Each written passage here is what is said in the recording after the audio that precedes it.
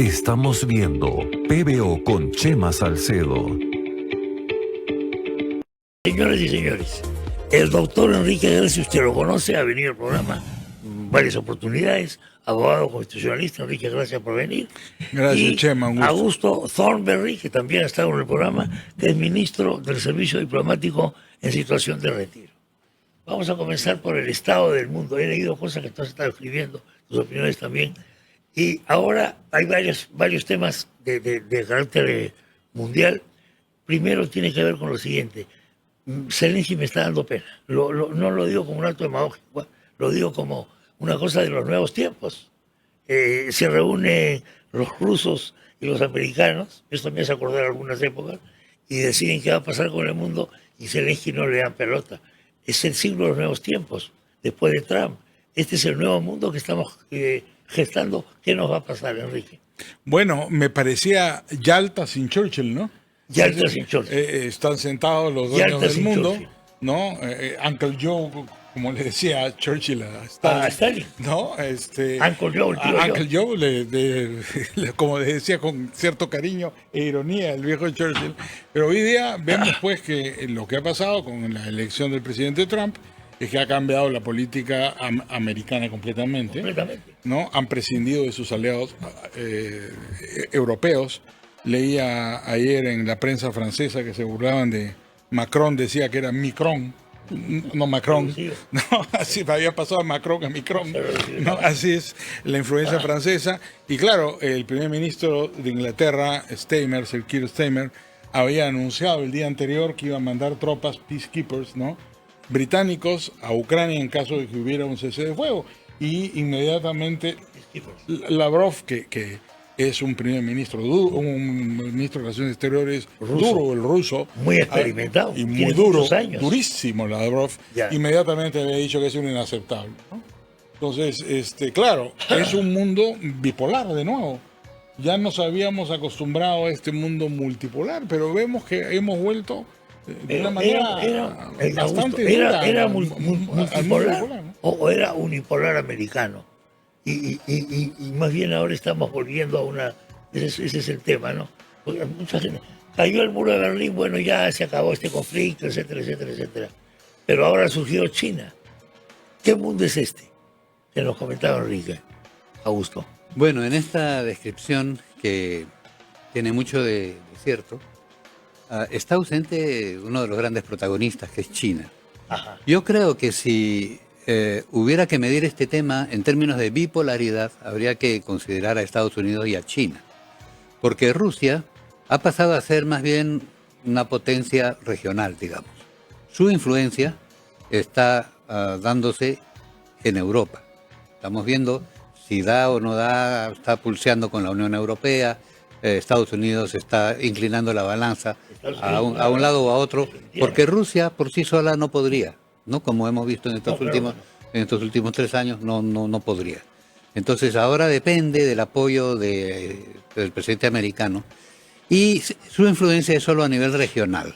Y más bien, la actitud del presidente americano podría estar dirigida a dividir, ¿no?, a separar la posible alianza entre China y Rusia. Claro.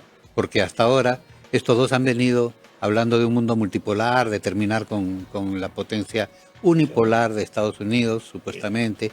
Han venido promoviendo otros movimientos como el BRICS.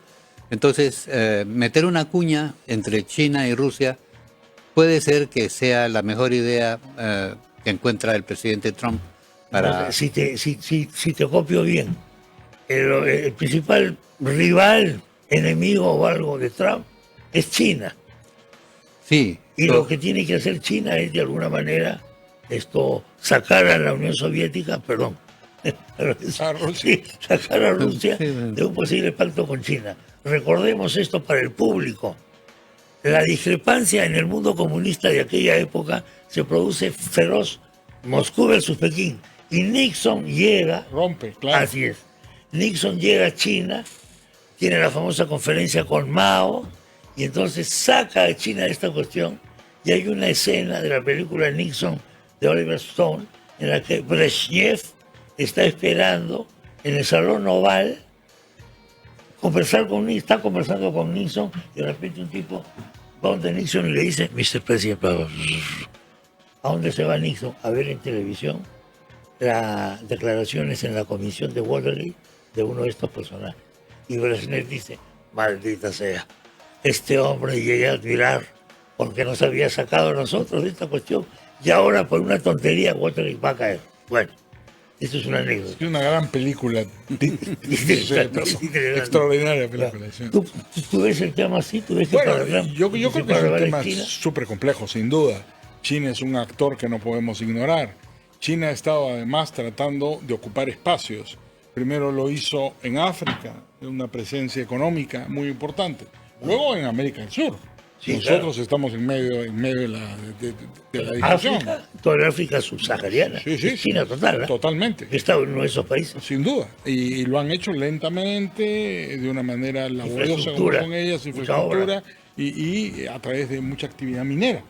Mucho Bueno, más. en el caso peruano están haciendo lo mismo y ya hemos tenido un par de mensajes de disgusto, ¿no?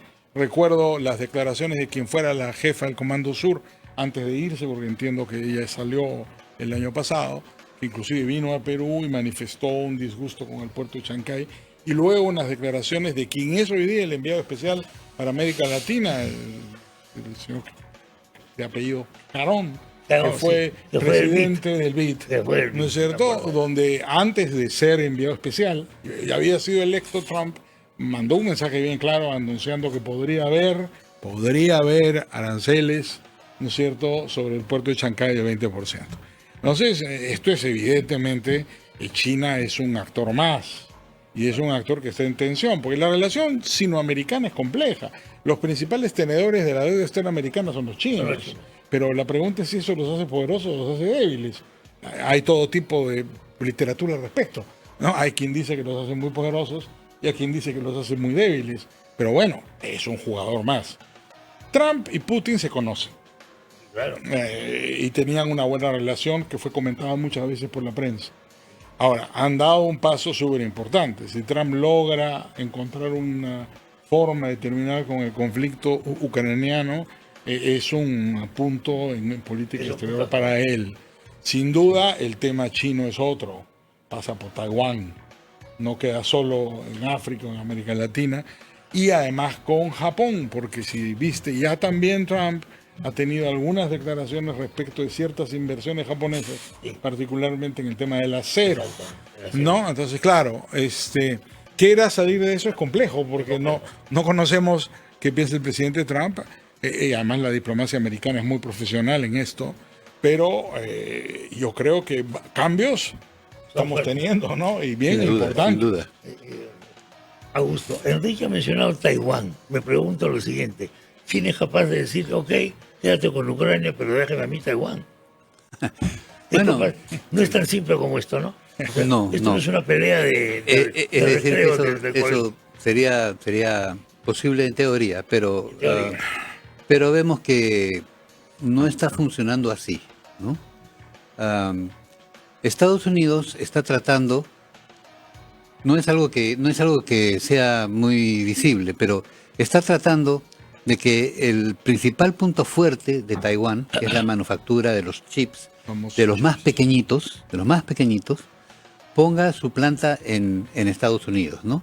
Con el presidente Biden y su anterior ley de fomento de la tecnología, ya la empresa taiwanesa que hace esos chips se ha ido a Estados Unidos. Ya está, me parece que en Arizona. Pero el presidente Trump lo está amenazando con más aranceles ahora porque quiere que toda la fábrica se venga acá. Entonces, el tema de los chips ahí está jugando muy fuertemente en el tema de Taiwán. Y China, por otra parte, no lo quiere tomar por la fuerza porque de poco sirve tomar un laboratorio de muy alta tecnología, de micrones justamente, ¿no? De chips que tienen 2 o 3 micrones, por la fuerza, no la puedo bombardear, no, en fin, ¿no? Sí, No, de acuerdo. así que yo creo que ahí la batalla por los chips supone un cierto tipo de estrategia que para China pasa por tratar de expandirse en el mundo y de mejorar sus relaciones con todo el mundo, y para Trump pasa por imponer las barreras arancelarias y las amenazas comerciales, digamos, ¿no? y las multas, las sanciones. Así que eso está pasando en ese lado. Pero el hecho de que China es el principal enemigo de Estados Unidos ya lo definió su Secretaría de Defensa del año pasado o el antepasado, con todas sus letras y con datos duros, ¿no? Y todas las medidas que ha tomado... ¿A qué datos se refería, perdón? Sobre todo, vemos que las medidas que ha tomado Estados Unidos contra China, más allá de las barreras arancelarias, están destinadas a impedir que progrese en la inteligencia artificial y en la fabricación de chips. Y ahora vemos que Trump está co-gobernando con el núcleo de poder de Silicon Valley, ¿no? Elon Musk y también Zuckerberg, también los presidentes, los fundadores de Google, Microsoft, ¿no? O sea, hay una esfera de poder que está co-gobernando. La revista Times sacó a Elon Musk la semana pasada, creo, sentado en el sillón del presidente en la oficina oval, ¿no? Y el hijo de Mal le dijo a Trump, ¿te acuerdas? Esa escena que hubo con el chiquito. Sí. Bueno, va con el niño, en el hombro, sí. En un momento se paró el niño y le dijo, cállate. Tú no eres el presidente. Sí. Entonces, este es el tema que está en cuestión. La supremacía por la inteligencia artificial y además sabemos que quien domine la inteligencia artificial dominará todo. Porque el comercio, las finanzas, la moda, la música, todo pasa o es susceptible de ser capturado por la inteligencia artificial. Ahora mismo en el Associated Press hay un despacho que dice que los israelitas también han avanzado en su guerra contra Hamas gracias a la inteligencia artificial, ¿no? Claro. Que han empezado a utilizar después del 7 de octubre del año 23, ¿no? Entonces, realmente lo que está en juego aquí es la supremacía por la inteligencia artificial. Y lo estamos viendo en la composición del gobierno americano, en las medidas que han tomado frente a China. Lo demás, dividir a Rusia de China y de los demás, es una estrategia más bien antigua que conocemos. Divide en la inteligencia artificial. Sí. Claro. Sí. Es interesante esto porque, claro, en la época de la conquista del espacio, la rivalidad entre Rusia o la Unión Soviética y Washington era, y entonces Rusia por la carrera espacial, Sputnik. Sí, claro. El famoso satélite Sputnik, que es un punto para Rusia. Después Estados Unidos responde con la llegada del hombre a la Luna. Pero esto de la inteligencia artificial, yo jamás esperé que China llegase a este nivel. Era una cosa absoluta. Hasta hace pocos años, China era un país agrario. Bueno, pero mira cómo hay un fenómeno muy, muy interesante que está relacionado con esto, ¿no? Y yo creo que no es casual, además. China ha rehabilitado a Jack Ma. Sí. Y Jack Ma es el equivalente a Elon Musk. Exacto. Es decir, en esta guerra, que es evidente, una guerra comercial, una guerra tecnológica, una guerra compleja, Xi Jinping había purgado a todos los grandes empresarios chinos, porque es un hombre duro, no es el Gengis Khan de los tiempos modernos. Ajá. Pero claro, cuando ve venir esta ola enorme, porque es una ola compleja, sólida por parte de la esfera americana, más que anglosajona, porque hay una división ahí, la esfera americana. Inmediatamente, ¿qué hace Xi Jinping? Rehabilita a Jack Ma y a un grupo de grandes mega empresarios que estaban todos presos. Jack Ma es el equivalente de Jeff Bezos. Sí, es el dueño de Amazon. El Alibaba. Es Alibaba. Jack Ma el Alibaba es el Amazon chino. Así es. Y es un hombre brillantísimo. Inclusive lo purgaron a la antigua, digamos, lo desaparecieron hasta de las redes. El hombre no existía. Y ha sido rehabilitado. Lo borraron del mapa. Ha sido rehabilitado a la antigua también. ¿No? Como Deng Xiaoping, cuando lo purgaron, lo rehabilitaron. Esto tiene un significado. En el mundo comunista, además, todos estos mensajes. Finalmente es el Partido Comunista, es el viejo Partido Comunista chino de siempre, ¿no? La rehabilitación de Jack Ma es también otro mensaje. Le está diciendo a Trump, tú tienes tu Elon Musk, yo tengo mi Jack Ma. Acá estamos, vamos a competir. Yo no me atrevería a decir que nadie que gobierna con Trump, porque no creo que sea posible. No, su personalidad, él es un hombre duro, además muy experimentado. 4 años de gobierno, más 4 años de persecución. Entonces se está ajustando clavos ahí con un montón de gente, es evidente, ¿no? Digamos, él es un hombre duro. Pero no me cabe duda que Elon Musk tiene una agenda que coincide en algunos puntos. Vamos a ver por cuánto tiempo también, porque Trump ya le conocemos también. El gobierno anterior, digamos, también tuvo aliados y se fue cambiando de personal en el camino. Por ahora es una agenda dura, una agenda clara, una agenda que ahí se está concretando en una serie. Creo que han tomado 5.000 decretos o algo así en los últimos Los famosos pocos meses. Una enormidad. Cosas que tú sabes, en América Latina es muy normal que el presidente llegue y saque 5.000 decretos nuevos, pero en Estados Unidos no. Es muy poco usual que estas cosas pasen, lo que son cambios muy importantes. He visto una noticia que es de política interna, pero me parece bien interesante. Ya un juez se ha negado a suspender las acciones de Elon Musk y el famoso Doge, ¿no? Doge, ¿no? Ya ha dicho que no, que es competencia exclusiva del presidente americano y que no es judicializable. Vamos a ver cuáles serán los siguientes pasos. Pero efectivamente, ¿no? Yo hubiera esperado, que soy sincero y introduzco el tema a gusto, una conferencia internacional a la antigua para solucionar el tema Ucrania, ¿no? Claro. La conferencia de Berlín, las conferencias clásicas, ¿no? Pero esta situación en que se reúnen Estados Unidos con Rusia, además en Arabia Saudita, en la Arabia Saudita de Mohammed bin Salman, que es un personaje que también tiene su historia. Eso también es significativo. Se han ido a reunir en Arabia Saudita. No es precisamente un Estado democrático, digamos, ¿no? No, para nada. Súper importante, poderosísimo, Muy importante. muy reputable, pero no, digamos, su tradición es otra. Las mujeres ya pueden manejar automóviles, eso sería una revolución. Bueno, y estamos ahí, vamos a ver cuál es el siguiente paso, pero hoy día leo en Reuters, antes de venir, que Zelensky dice que Trump ha sido infatuado, ¿no? Que eso, la traducción sería más sido como seducido por la versión rusa. Sí. Y que no se deje. Es al revés, en realidad. Así es, me da la impresión que es al revés. Pero un poco que se queja Zelensky No, de Zelensky que. está Pero me parece que a Zelensky lo han dejado fuera de juego. Y Europa. Se veía venir. Europa creo yo. completamente fuera de juego. Y ahí sí no estoy muy seguro. Europa ha ido a la guerra 2 veces por Crimea en el siglo XIX. Francia e Inglaterra. 2 veces. El problema, efectivamente. Vamos a ver qué viene después, cuál es el siguiente movimiento europeo, ¿no? Enrique acaba de pronunciar una palabra que es la palabra guerra. Hasta ahora estamos hablando de guerras comerciales, guerras ideológicas, guerras de inteligencia artificial, pero es que no son guerras. ¿Podríamos llegar a la guerra? Es decir, pregunto lo siguiente, Augusto, ¿los países bálticos son el propio bocadillo de Putin? Para recuperar ese lugar que en su época fueron gloriosas repúblicas soviéticas, con su banderita propia. Podría ser, pero ¿Pero serían nucleares? no creo que sería nuclear, No, para sí, nada. Difícil. Y no creo que pudiera ocurrir en el corto plazo tampoco. Ya. ¿No? No es descartable a largo plazo, pero en lo inmediato no lo creo. De acuerdo.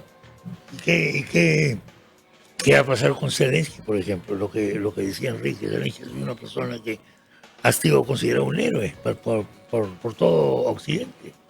Y en este momento está fuera completamente de servicio. He visto que los rusos piden como una de sus condiciones que haya elecciones inmediatas. Van a hacer elecciones Porque dice para que elegir a un Zelensky prorruso, obviamente. Tiene el plazo vencido y que no ha convocado Tiene el plazo elecciones. vencido. Por guerra es que no han hecho elecciones. Así es, y por eso yo Esa es la decía verdad. que Pero su Rusia plazo sí está vencido. exige que haya elecciones. Pues claro, no nos olvidemos que Yanukovych, que era el presidente anterior, el Sí, famoso sí.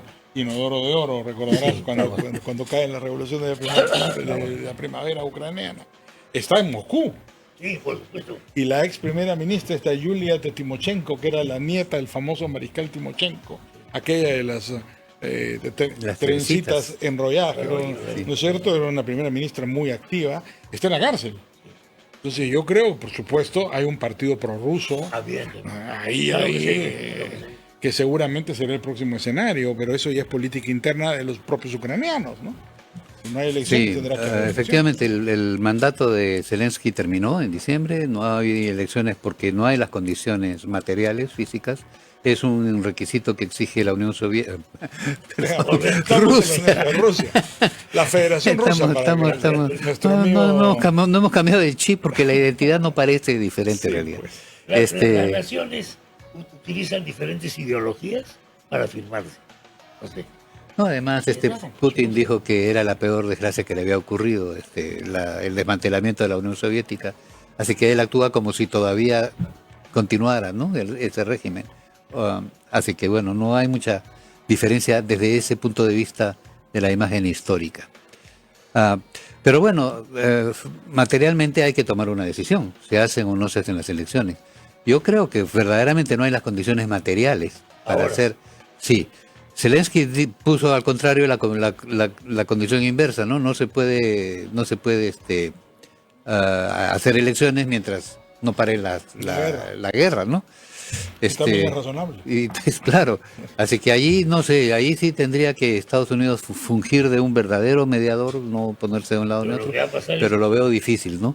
Es muy difícil. Se va a hacer la paz y va a haber elecciones, pues. Va a salir un prorruso. Sí, eso sería el itinerario lógico. Supongo que si Rusia está pidiendo, pero no es fácil de llevarlo a la práctica, nada más. Yo no sé si después de la guerra vaya a salir un prorruso, pero las elecciones son siempre complejas en estos países. Uno no sabe y hay varias repúblicas prorrusas en el territorio ucraniano, ¿no? Sí, como no, estos enclaves, ¿no? Esos enclaves rusos.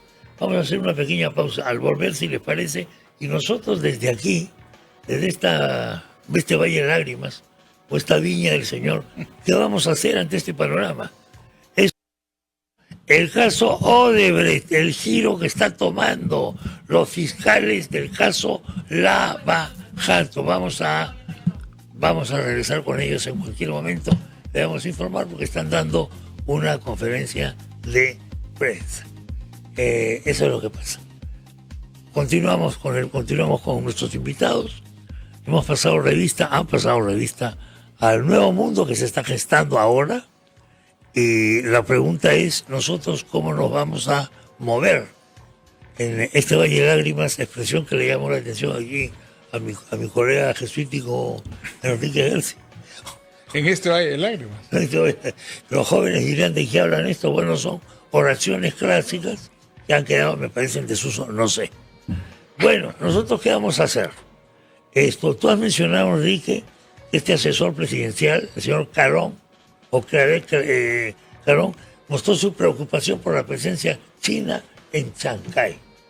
¿Tenemos que temer una ofensiva tarifaria por parte de Washington? Bueno, yo creo ¿Qué hacemos? A ver, sin ser un diplomático, creo que hay que actuar con mucha prudencia, ¿no? Lo aconsejable en estos casos es no hablar de más, no declarar de más, pero ser proactivo.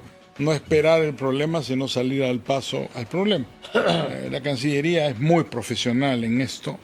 Imagino yo que son perfectamente conscientes de la posición americana, porque lo han dicho muchas veces, ¿no? Además, en dos administraciones diferentes. Es verdad que el señor Carón habló antes de la asunción del cargo del presidente Trump.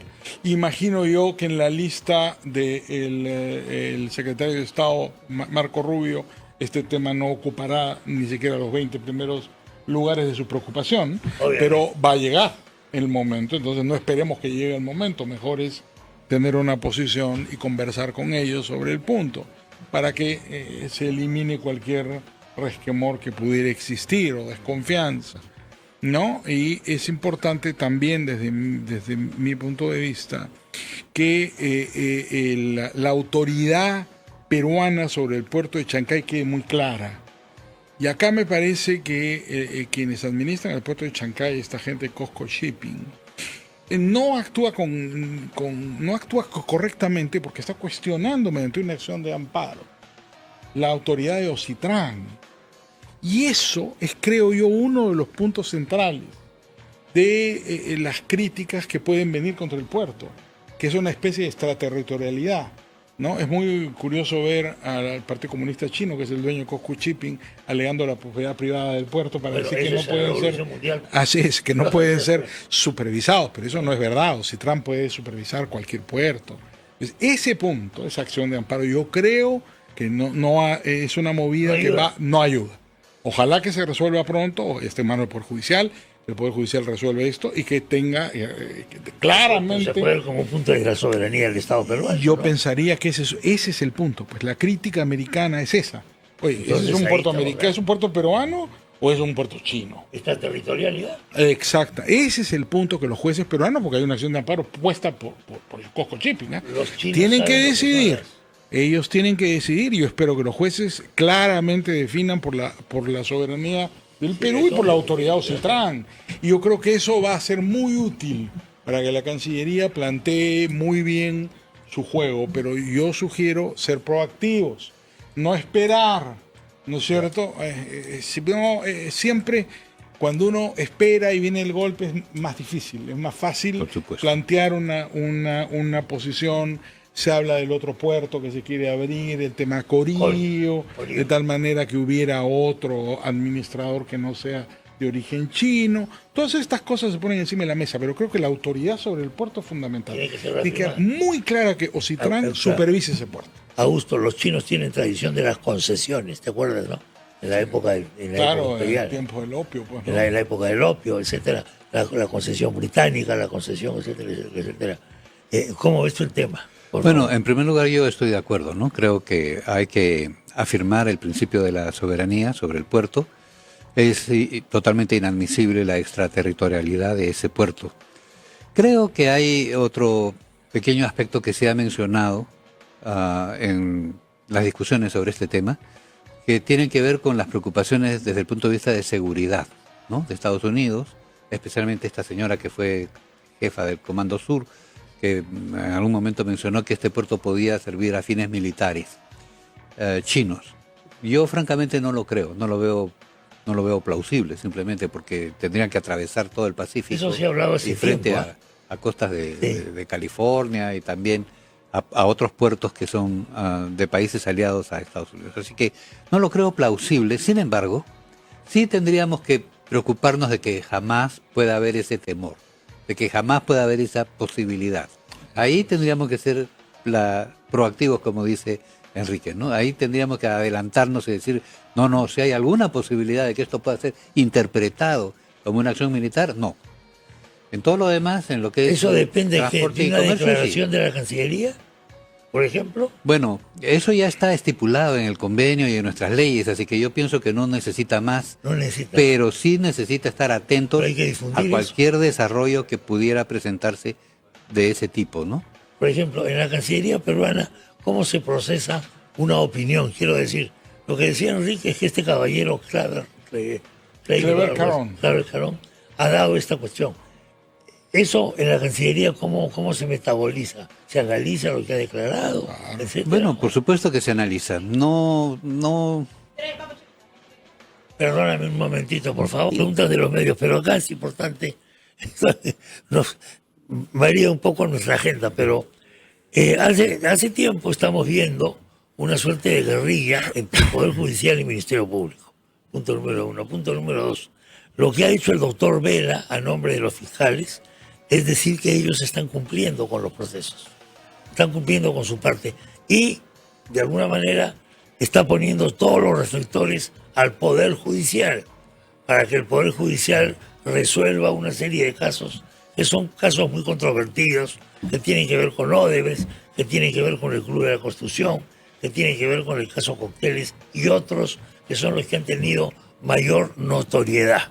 Este es un poco el contexto del asunto. ¿Cómo lo ves, Enrique? Sí, me da la impresión que lo que está haciendo el Ministerio Público, porque es significativo que esté el doctor Cubas Villanueva ahí, que es el vocero de la fiscal de la Nación, y un antiguo fiscal que está en retiro ya, encabezando esta reunión, ¿no? Me da la impresión que es una especie de soplarle la pluma al Poder Judicial, ¿no? Como ha habido tanta crítica contra el Ministerio Público en los últimos tiempos y fallos judiciales en su contra, ¿no? El primero fue el del Tribunal Constitucional a favor del doctor Arsenio Oré, que produjo en cascada después el fallo a favor del señor Klimper, y luego la anulación del caso Cocteles ha producido pues una turbamulta en contra del Ministerio Público. Hay una críticas, digamos, muchas críticas de ellas fundadas, tanto de abogados como de observadores políticos. Y claro, esta es la primera vez que escucho a los señores fiscales dando una explicación. Pero claro, le están soplando la pluma al Poder Judicial. No, que ellos han hecho su trabajo, que ahora le corresponde al Poder Judicial decidir. Han mencionado ahí una serie de casos, el tema del presidente Vizcarra, el tema de... Todos los casos en los que supuestamente ellos han actuado de acuerdo a la ley, según con ellos, celeridad. ¿no es cierto? Entonces ahí Con está. celeridad, Pero claro, da la impresión que es un poco el Ministerio Público diciendo, bueno, a mí, yo ya hice mi trabajo, ahora es el Poder Judicial el que tiene que resolver lo que corresponde. Entonces, es parte de esta situación, pero esto es una cosa política, ¿no? Sí, no, Esto no es- evidentemente, pues, el terreno en el cual, digamos, casos aquí ya políticos. como abogado, ¿no?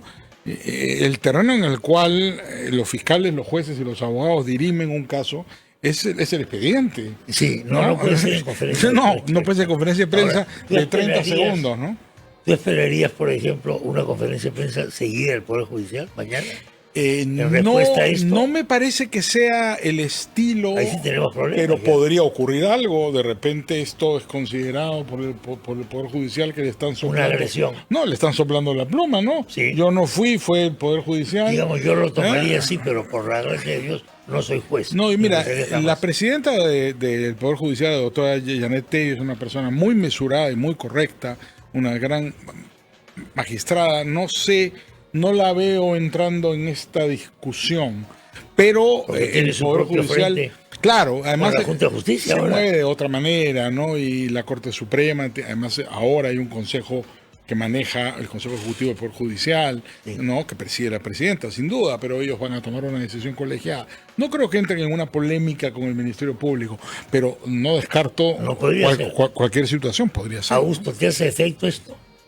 Como, no como jurista, digo, pero como persona que mira lo que pasa en el país. Bueno, en general la polarización, el enfrentamiento polarización. entre el Congreso y el Poder Judicial sí me parece un tema muy negativo, ¿no? Y muy perjudicial. Y en el terreno internacional me parece que hace pocos días la OCDE sacó un comunicado diciendo que le preocupaba una aparente interferencia con la independencia del Poder Judicial. Ahí está el problema. Porque la hoja de ruta con la OCDE exige que tengamos instituciones fuertes, ¿no? Que fortalezcamos todas nuestras instituciones. Así que una utilización política, como dice Enrique, de los temas judiciales, es algo que va en nuestra contra también en la esfera internacional, ¿no? En cuanto a la imagen y en cuanto a nuestra claro. posibilidad de integrarnos a movimientos más desarrollados, digamos, de institucionalidad. Me hacen recordar esto, de la repercusión internacional. En la época de Fujimori, el famoso diferendo que hubo por las dos compañías mineras. Una de ellas era australiana y la otra era americana, etc. Interviene Francia en el asunto, defendiendo a sus connacionales franceses. Y el embajador de Francia en el Perú, el señor Blanca, no sé si tú lo trataste, yo lo Antoine traté. Blanca, sí, claro. Blanca dijo que le había hablado con el ministro de Justicia y había dicho algo increíble. Señor embajador, eso no depende del gobierno porque el Poder Judicial es independiente. Y Blanca dijo, no creo que sea independiente. En fin, eso tiene repercusiones internacionales. ¿Sí? Ahora, hay otro diferendo, que es el Poder Judicial con la Junta Nacional de Justicia. Bueno, hay una denuncia de parte, ¿no? Un Sí. ex oficial de la policía, según he leído por la prensa, porque no tengo ningún otro conocimiento, ha planteado una denuncia, cualquier ciudadano puede plantear una denuncia a la Junta Nacional de Justicia, y la Junta ha decidido abrir una investigación contra una sala de la Corte Suprema.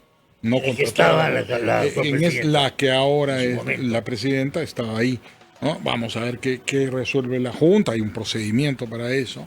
Pero claro, es la denuncia de un individuo. Cualquier litigante puede plantear una denuncia sobre esto, ¿no? Yo creo que la Junta va a actuar con ponderación.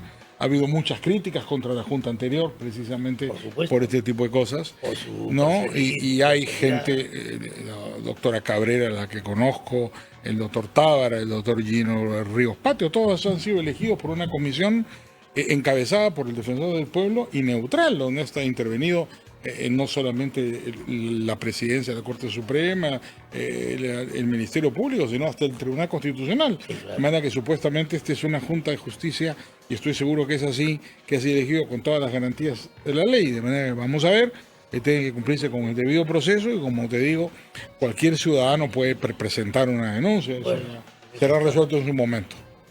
Bueno, esto, en fin, otro día seguiremos. No, claro que Seguiremos sí. porque nos falta, ¿qué hacemos los peruanos ante esta coyuntura? Esto hay que desarrollar. La clase política así llamada es consciente de esto. Ojo con esto, después vamos a desarrollar la noticia un poco más. El contexto es el siguiente. Hay un pedido de inhabilitación para Sagasti con motivo del pase al retiro irregular de varias decenas de miembros de la Policía Nacional. Lo que está haciendo el doctor Sagasti acá es emitir su descargo ante la Comisión Permanente del Congreso de la República. Luego seguiremos desarrollando la información. Nueva cita va a venir para tratar el tema y ahora, ¿quién podrá salvarnos? Decía el Chapulín, no, ya no. ¿Cómo tenemos que actuar ante el nuevo mundo que se está gestando en este momento? Enrique García, Augusto Thornberry, muchas gracias por la visita. Encantado, un Llévense un placer. alfajorcito por lo menos de Fausta. Eso nos hace engordar. Pastelería peruana. No, son pocas calorías, pero levantan el espíritu.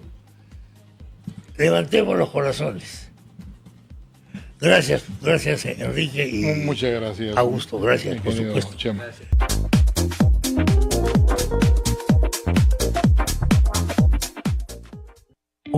Estamos viendo PBO con Chema Salcedo.